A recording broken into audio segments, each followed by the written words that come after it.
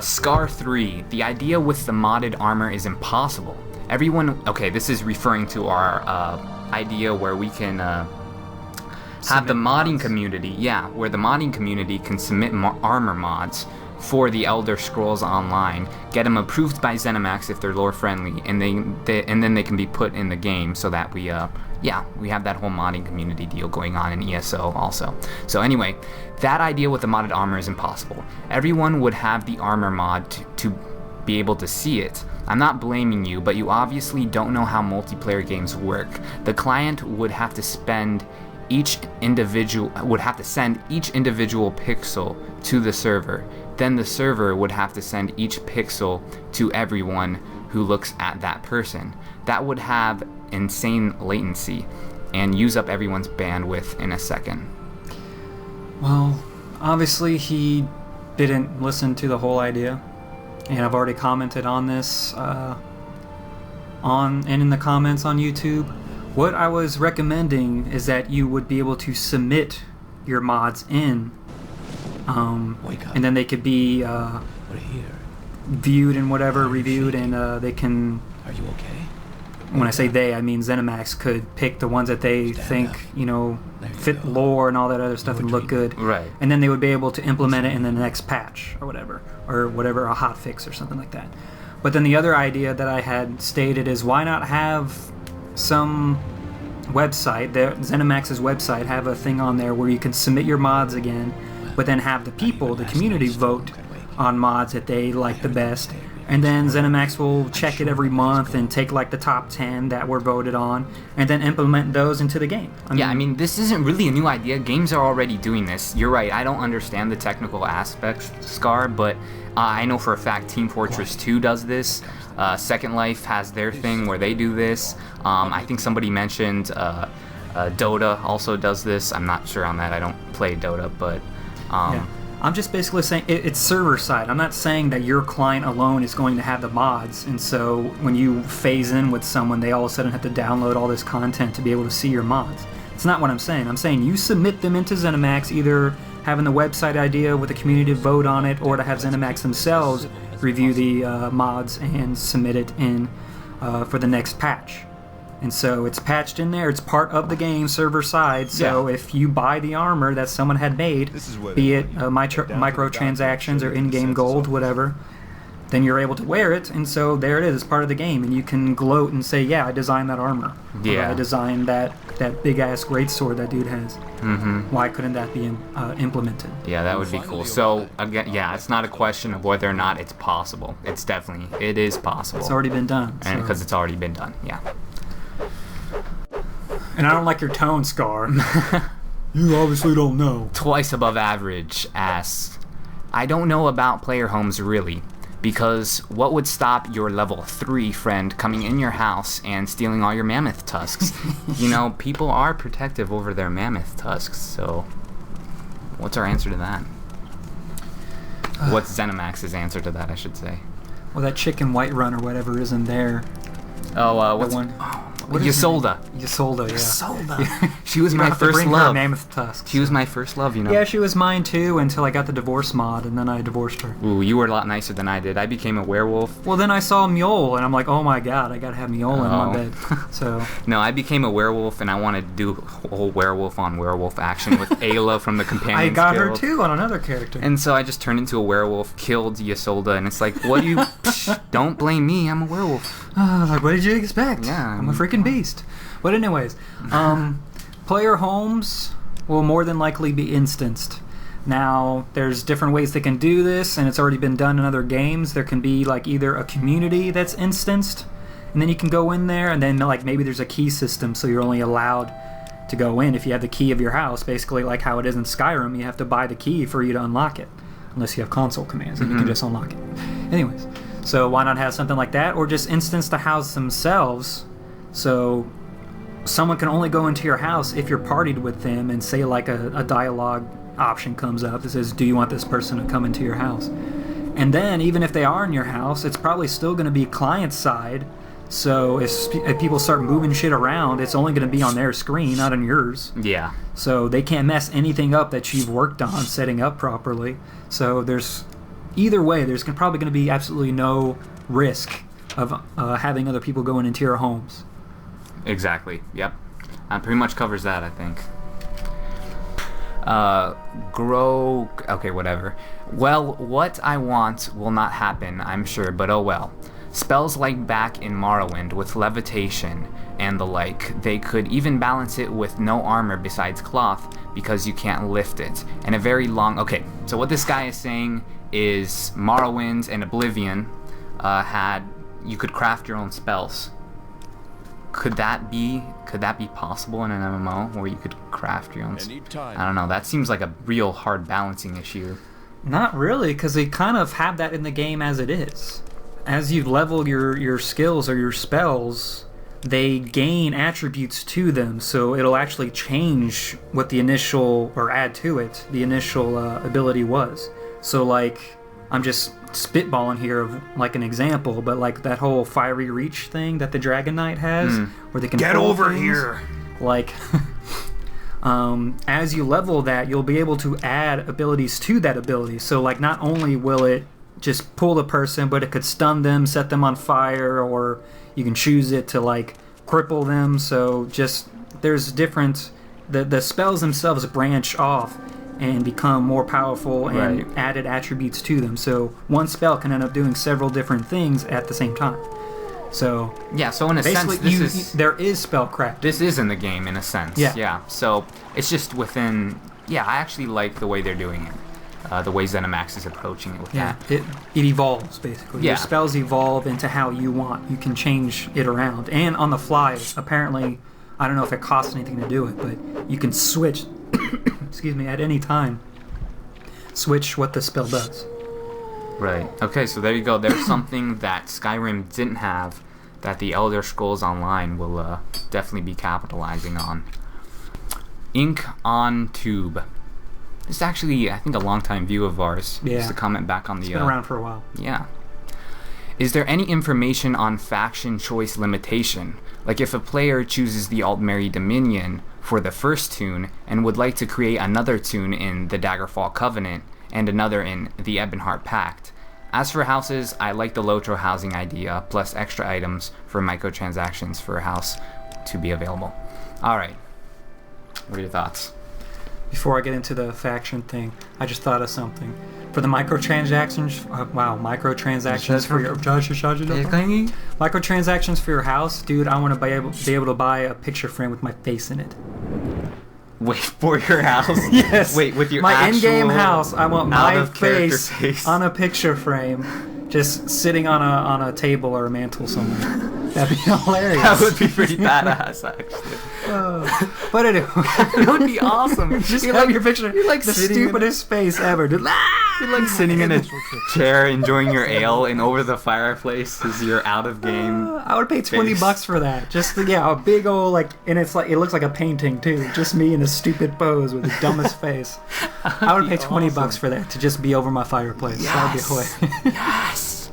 But anyways, no. There's not going to be a faction choice limitation because unless they change this whole faction lock territory thing, you're going to have to create a character in every faction to experience all the content. Yeah, they actually mentioned that. We kind of disagree with. Yeah. But it seems that's how it's going to be. You're going to have to be able to create one in each one. But me and Josh here have decided that you're probably going to be making a high elf as your main, and I'm going to be making an Argonian as my main. Right. And then you'll make a dark elf most likely as like your ult to play with my main, and then I'll be making a Khajiit ult to be playing with your main. Right. So we'll both experience both factions, just taking turns back and forth, I guess. So we'll still be able to, plan our mains if we want. If my brother's not able to play, then we can still do it, whatever, and then switch back and forth. I don't know. We'll figure it out. Yeah. But basically, we're gonna take turns, exploring each other's territories. So buddy up. Exactly. All right. And then maybe we'll both go play Daggerfall Covenant as orcs or something.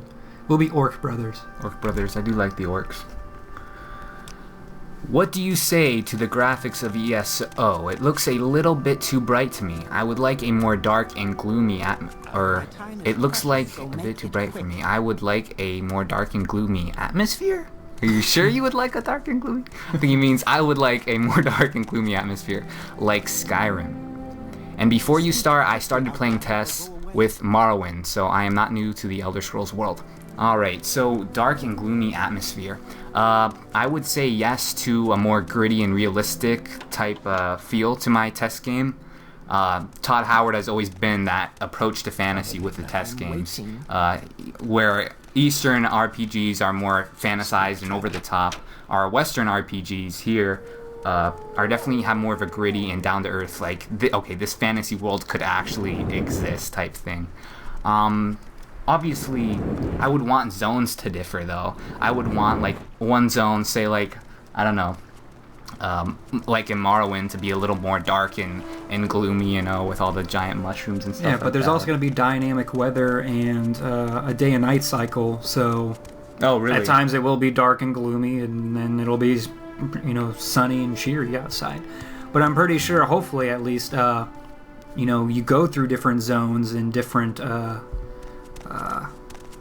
biodomes. I don't know. Biodomes? What? Probably shore. Chilling out. No, like you go through different areas and it may become gloomy. Yeah. If you go into the high mountainous areas of Skyrim, then maybe it will be gloomier over there. Yeah, but when you start heading on over into Morrowind, you know it's going to be freaking gloomy at some of those areas. When you start getting into like the Black Marshes and stuff like that, it better be freaking gloomy. Yeah, right. No, I enjoy the variety because we had Morrowind, which had that dark and gloomy thing. Then we came to Oblivion, where we had Cyrodiil, was the whole like medieval Renaissance, like Knights of the Round Table type castles, and it was very bright and stuff like that when you had the Empire. And then we got the Skyrim, which they went out their way to make it more like a Viking-like with the dirty faces and stuff like that. I don't know. I like variety. Variety is what has my vote. And I'm pretty sure. I mean, obviously we don't know, but we're pretty sure it'll switch back and forth between gloomy and bright depending on where you are, what time of day, what the weather's like. All right. I'm not even gonna try. Must ninja prod? I think that entering other territory should be allowed, but with a catch. If, like I was in the Daggerfall Covenant, I could go into the Altmerry Dominion territory as long as I have not become involved with the war. The more involved in the war I get, my reputation with the other factions should go down, and NPCs should become hostile, and other players should be able to kill me. Makes sense to me. Yet another way they can get around the whole faction locked territory thing. So, if you haven't done anything against the other factions, why would they hold it against you? I mean, besides you being an orc. You're coming on over into the High Elf territory or trying to get into Valenwood, I guess. That would be kind of weird, because why would they let an orc wander on into Valenwood? Unless he was a diplomat or something. So, I mean, it would kind of make sense, I guess, if you're not being hostile or anything, to just wander on into enemy territory. But I also don't see how guards would just let an orc wander on into a High Elf or Altmerry Dominion's territory. Yeah, no, I like the questline idea probably more than this one. I have to say. Like the whole diplomatic mission type thing. The diplomatic mission, like you have to maybe do this. there even is. Maybe it's in the game. We just haven't heard of it yet because they're still making the game. This is definitely plenty of theory crafting going on here. I'm sure the theory crafters are loving it. But yeah. But it is another example of how they get around it. But yeah, we still agree that like the diplomatic questing type thing would be a better idea. Yes. Marcel, can we use the first-person camera in the Elder Scrolls Online? Yes, we can. Yes, we can. We can, and this was definitely a game-breaking, well, not game-breaking, but like game-making thing for me. Okay, I actually wanted to go over this briefly. First-person camera. What did I mean when I was talking about the first-person camera in my video? You said third-person camera or perspective is crap. I did say that, and I got a lot of crap back for saying that. So let me just... with my little comment thing, I realized I had said the wrong thing. I had mentioned the wrong perspective when you were talking about it, so I kind of totally screwed that up. I was saying how you prefer exploring and fighting small fights in third person. I meant first person. Oh, yes, you got it mixed up. So great, you only added so I to the completely confusion. just screwed up everything. Yeah, anyway, but let me go ahead and defend myself here, okay? First person in an MMO. They say, oh, Elder Scrolls isn't the first MMO to do this. True. I mean, MMOs as far back as, the first MMO I played with first person was WoW. You could scroll in your mouse cursor all the way, and obviously you're technically in first person. But this is Elder Scrolls first person I'm talking about, where you have a crosshair. You move the crosshair around, that's what you're aiming at. You look down, you see your hands, your casting abilities. This is real RPG first person I'm talking about, not the watered MMO version of first person. Alright, so first of all, I just wanted to go ahead and clear that up for a second. Now the other thing, I said third person is crap. And the reason I said that is because it is crap. And anyone who disagrees with me, you just turn off this video right now and crawl back to the hole that you came out of. No. First person in my Elder Scrolls game, if I didn't have it, I wouldn't enjoy the experience nearly as much, just because the immersion standpoint. I love putting myself in the shoes of my character, and I want that in my Elder Scrolls MMO too.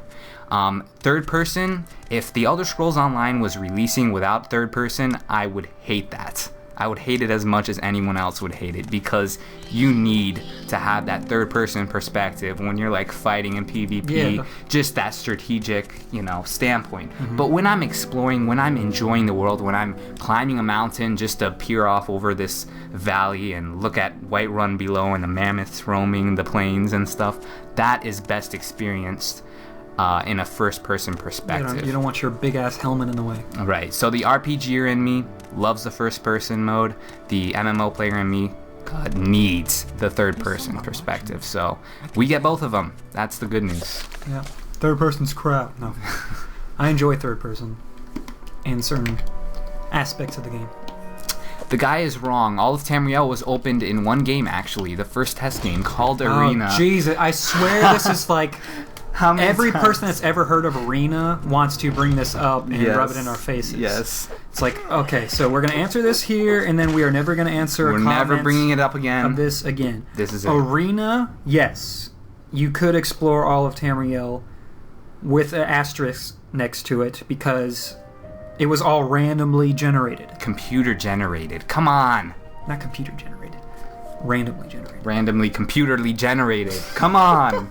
Yeah, no, I just don't count that as... Because when I was talking about the world of Tamriel as a whole, we were talking about fleshed out Tamriel as a whole. If you go to a ruin and then return there next week, that ruin is still going to be there. It's there. It's not going anywhere. Handcrafted by developers, and so it's not just this... In Arena, if you go out into the wilderness, it's never going to be the same, even if you left the same exit. It's always going to be random. It shuffles the cards every time. Yes. To me, that doesn't count. But yes, you guys are right. Arena was the first one to have Tamriel as a whole, but not really. It was abstract. It was not like really. Abstract Tamriel. It wasn't real. If you want to count that, go ahead, but I don't count it. So this is the first realistic Tamriel. All of it. Yes. Even though you can't explore it all with one faction. It sucks.